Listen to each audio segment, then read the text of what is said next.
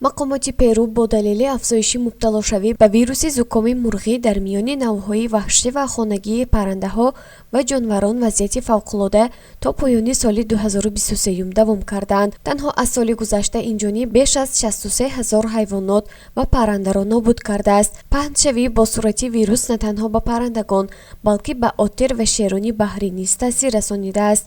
25 феврал дар бадани садҳо ҳайвонҳои баҳрӣ ин вирус ошкор карда шуд. ҳайвоноти мурдаро дар соҳили департаменти Лима дарёфт намуданд. тибқи дастури маълумот ба ҷасати ҳайвоноту паррандагон бе воситаҳои муҳофизатии инфиродӣ наздик шудан мумкин нест.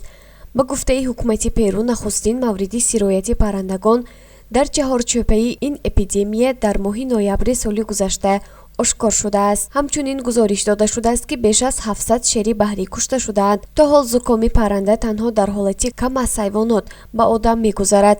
бо вуҷуди ин, олимон ба ин назаранд, ки вай як қадами дигар ба хатари нави ҷаҳонӣ табдил ёфтааст.